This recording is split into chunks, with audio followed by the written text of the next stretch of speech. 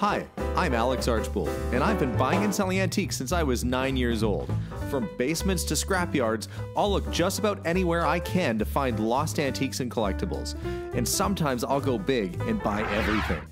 I never know what's going to happen or who I'm going to meet. This is our life, this is our adventure, and this is Curiosity Inc.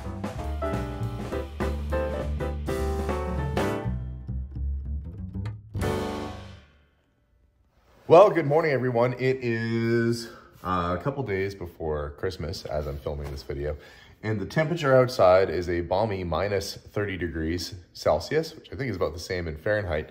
I figured what better day than today than to take the Daimler out for a little test run. I'm not going far. I'm actually just going out to my front yard here. But we're going to do a little test through, a little walk around video, and kind of show you the car and how it's progressed. So let's go do a cold start on it, and the garage is heated, so it should start no problem. And I'll show you guys the car. Let's go check it out.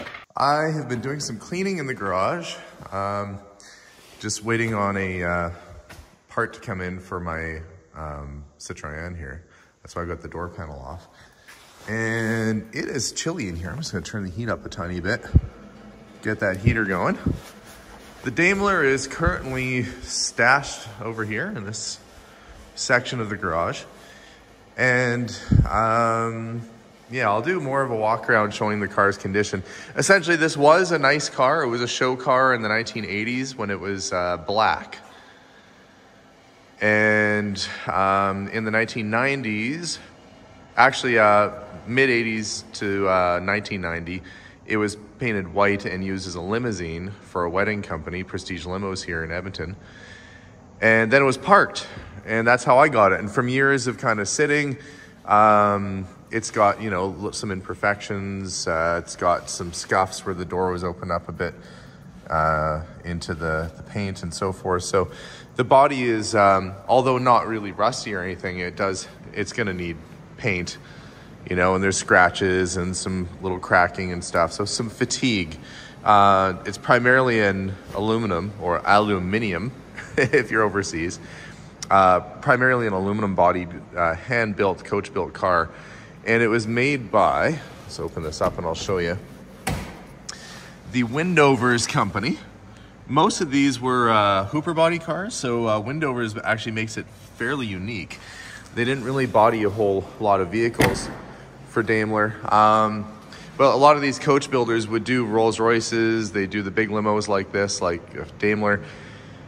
And it has all the sort of build qualities of a Silver Wraith, like a 40s Rolls Royce. It's a coach built car and nicely made too. I guess I'll do a little bit of a walk around while I'm indoors and it's warm versus doing it outside. The glass is all good.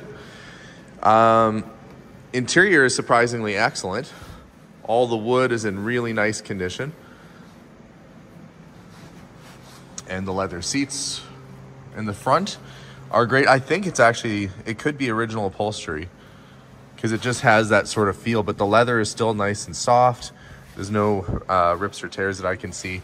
The dashboard is in nice shape. And what's it reading on the odometer? 51,000 miles. Probably pretty close to being accurate on that. You can see it has a glass divisionary or the glass divider there. Headliner is all great.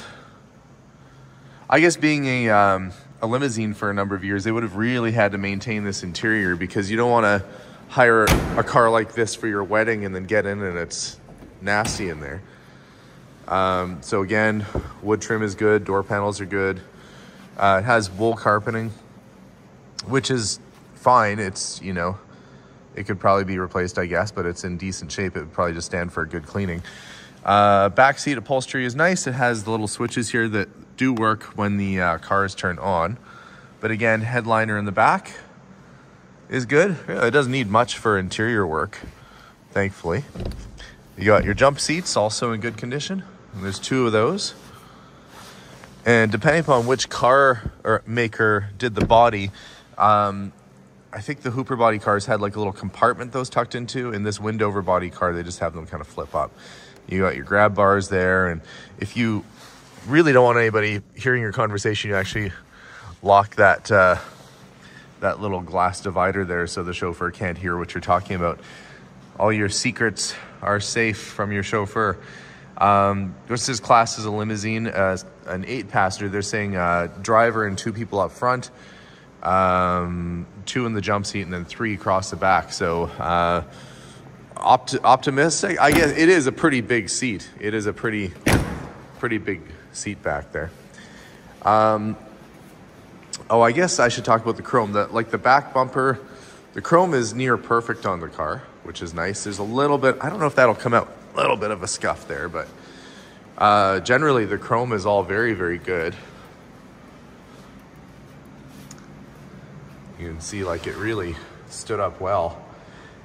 I would suspect that at some point maybe these were replated, or you know, maybe when this was a limousine they took all the chrome and the bright work in to have done. It's a lot easier to do back in the 80s or 90s. Locally, we had several plating shops at that time that could do it for you, and you get it back within a few days. They dip it and plate it. Now, where I am, you got to send your plating out. Let's see, other sort of things that were done to it.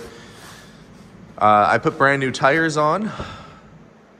The last video that I did, we got the rims were powder coated, and we put new tubes, new tires on all the way around. Including the spare in the trunk, and I'll show you in the trunk. There's a few things the car needs, you know, like the trunk handle is not on. I didn't get it. I didn't get the trunk handle. So that probably a relatively easy fix. Let's just open this up here. And we'll get the safety latch on. So again, very, very solid. All throughout. There's the spare tire. Again, it's brand new as well. It's got some luggage. Anyway, not too much to see here. You can see underneath the white is black. And there were signs that this car might have actually been Royal Claret, which was like a burgundy. It might have been burgundy and black two-tone when it left the factory, which might mean the Royal Claret color is the color that they use for the royal cars, the Queen's cars. And being a 48 like this, it could have been used on one of many tours. I know that it was this registration plate that's on it. Hang on, let me put this back down again. It's got a lower, basically just push. Where is it? There we go. That goes in, that comes down. This number plate that's on it is registered to kind of the Windsor Castle sort of area. So it's possible that is, I mean, I think that's the original plate. I have it front and back on it. But when I ran the plate or looked it up, it was kind of that area where Windsor Castle is. And this Daimlers like this were the official royal vehicle. So who's to say? I don't have any provenance stating so. I talked to a fellow that owned the car 3 owners before me, I guess, or 2 owners before me, the one that imported it to Canada.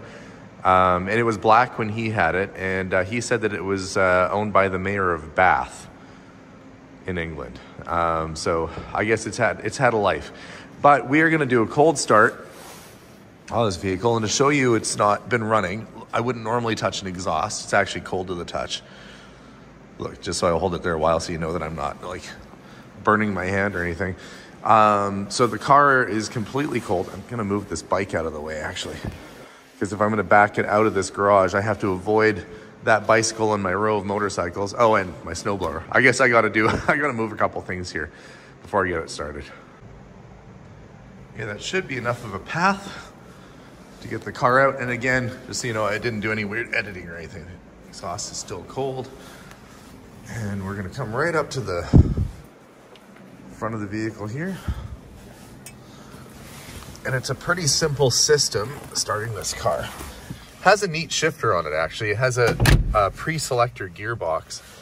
But to start the car, I'm just gonna make sure it's in neutral. Yep. Turn it on. I put an electric fuel pump on, so we're gonna let that build up a little pressure. And I should open my garage door. There we go, so I don't gas myself out. Mixture is, when it's cold, is supposed to come out. You have a throttle control here. So you turn it up a little bit, and all it does is it just moves the gas pedal down a tiny bit. And with any luck, it starts right up. First push of the button. So to get it in gear, you actually select your gear first, and it won't actually start moving on you. And once your gear is selected, you push in your button and it moves it into the gear. So I'm gonna put the camera down for this so I can focus on driving, and I'm gonna get backed out. Car is safely backed out. Let myself out now and do a bit of a walkabout. There. A little bit better view from this side. It's a stately looking car.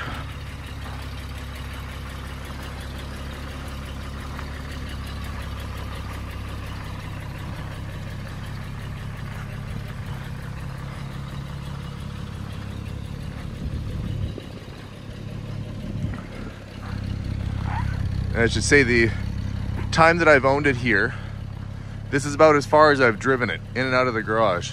It is licensed and registered for road use. The brakes are working to a degree, but they should be bled and adjusted properly. The engine seems to run just fine. Sounds nice. On the front of the car, we've got the Royal Auto Club badge and the Hampshire Automobile Club badge. Looks like it was part of the Vancouver British Field Meet, and the old AA badge on the front. So it's definitely had its share of showing over the years, but you can kind of see when you get up close, it's got some scratches and nicks and stuff. So again, we'll need paint. But yeah, I'm gonna get some photos of the vehicle and try not to freeze my butt off because it is chilly outside today. Okay, snapped a few pictures. My hands are officially cold now. Actually, want to go warm them up on that exhaust pipe. Let's see, what do I show you? The wipers, oh, I have them down because you can actually tilt this windshield out, but the wipers do work.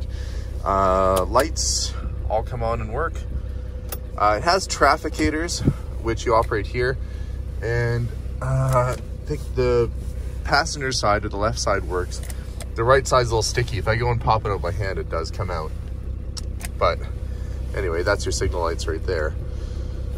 Let's see what else to show you. You got a heater, which was an option in this vehicle. So I can hear the heater fan trying to kick in. Radio, haven't had that going.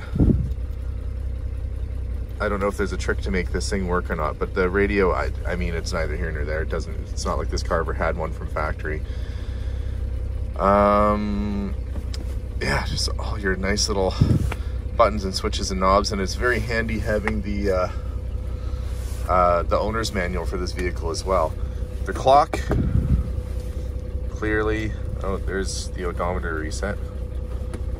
Anyway, let me show you how this thing works. So you put it in the gear you want. Typically, you start in second. I'm gonna start in first right now, but the owner's manual says to start it in second. And right where my foot is, where the clutch pedal would be, in and out. Actually, I'm gonna go in and out. And then you just give it some gas. And then you're driving. Simple as that. And the same thing goes for putting in any other gear. So as you're going down the highway, it's kind of like a standard, except you basically pre-select your gear, and then you hit your gear selector button, not your clutch, but your gear selector button, same spot as the clutch, and that puts you in the gear that you want. So pretty easy operation. Overall, not a bad vehicle.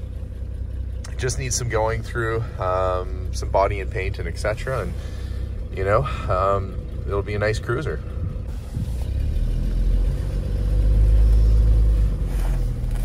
Back into the garage she goes.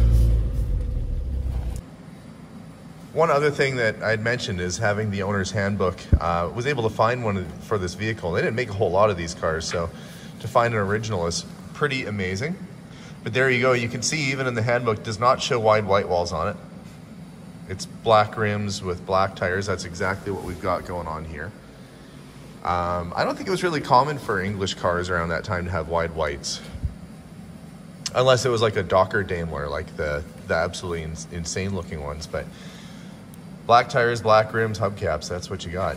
The nice thing about this is that it's not just a, how to operate things, but it's how to set your clearances on your valves, how to, set up your brakes. Here's how what every control is and how it works. Incredibly handy.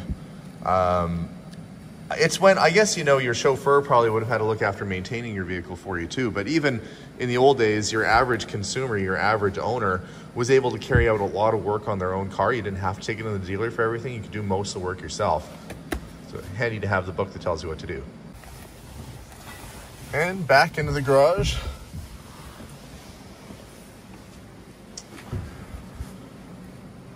Oh. There she is. Let's back up a little bit.